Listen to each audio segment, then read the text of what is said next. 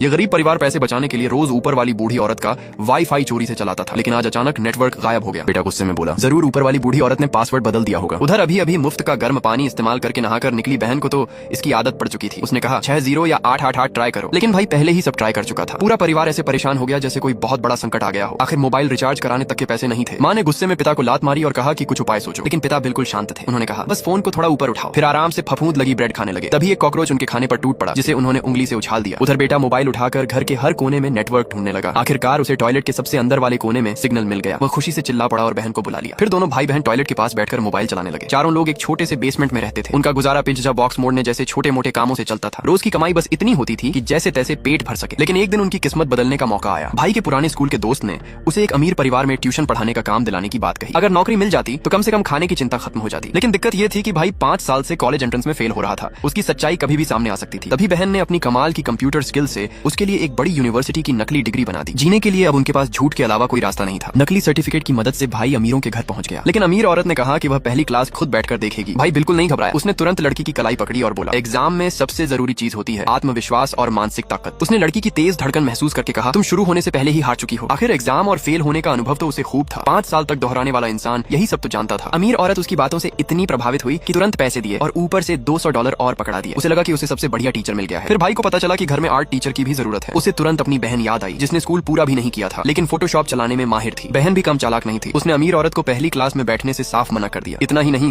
उसे बाहर बैठाकर बेचैन कर दिया। कुछ ही देर में उसने छोटे बेटे को पूरी तरह शांत और आज्ञाकारी बना दिया। लेकिन ये तो बस शुरुआत थी। बहन ने कहा कि लड़के की बातों से लगता है कि उसके बचपन में कोई मानसिक आघात हुआ है। ये सुनते ही अमीर औरत रोने लगी, क्योंकि सच में उसका बेटा बचपन में एक डरावने हादसे से गुजरा था। बहन ने पहले से रटी हुई साइकोलॉजी की भारी भरकम बातें इतनी आत्मविश्वास से बोली कि अमीर औरत पूरी तरह भरोसा कर बैठी। और इस तरह बहन की सैलरी भाई से 10 गुना ज्यादा हो गई। तभी अचानक घर का मालिक वापस आ गया। बहन डर गई कि कहीं उसकी पोल न खुल जाए, लेकिन अमीर आदमी ने सिर्फ मुस्कुराकर अभिवादन किया और ड्राइवर से कहा कि उसे घर छोड़ आए। बहन को समझ आ गया कि अमीर लोग कितने आसानी से बेवकूफ बन जाते हैं। कार में बैठते ही उसके दिमाग में एक और योजना आई, क्योंकि उसके पिता पहले ड्राइवर रह चुके थे। उसने चुपके से अपनी पैंटी कार की पिछली सीट के नीचे छिपा दी। जैसा उसने सोचा था वैसा ही हुआ। अमीर आदमी को लगा कि ड्राइवर ने गलत हरकत की है और उसने तुरंत उसे नौकरी से निकाल दिया। फिर बहन ने अपने पिता को उस घर में ड्राइवर की नौकरी दिला दी। अब परिवार के 3 लोग उस अमीर घर में काम कर रहे थे, सिर्फ माँ बाकी थी। तभी उन्होंने पुराने हाउसकीपर को हटाने की योजना बनाई, लेकिन यह आसान नहीं था। वह कई सालों से उस घर में काम कर रही थी, खाना भी बहुत अच्छा बनाती थी और मालिकों की भरोसेमंद थी। उसे निकालने के लिए बड़ा खेल खेलना पड़ता। भाई ने चुपके से आड़ू के छिलके के छोटे छोटे रेशे इकट्ठा किए और उन्हें एक पेन में भर लिया। फिर मौका देखकर उसने वे रेशे हाउसकीपर के कपड़ों पर गिरा दिए। हाउसकीपर को आड़ू से एलर्जी थी। वह तुरंत जोर जोर से खांसने लगी और अस्पताल चली गई, लेकिन वहां सिर्फ एलर्जी की दवा लेने गई थी। तभी पिता ने उसकी फोटो खींच ली और तुरंत अमीर औरत के पास जाकर शिकायत कर दी। उसने झूठ बोला कि हाउसकीपर को शायद टीबी है। उधर पिता ने बेटी को मैसेज किया, 3 मिनट में मैडम घर पहुंचने वाली हैं। मैसेज पढ़ते ही बेटी समझ गई क्या करना है। उसने पहले से तैयार रखा आड़ू वाला पेन निकाला और पूरा रेशा फिर से हाउसकीपर पर डाल दिया। कुछ ही देर में हाउसकीपर फिर बुरी तरह खांसने लगी। ठीक उसी समय अमीर औरत घर लौटी और उसने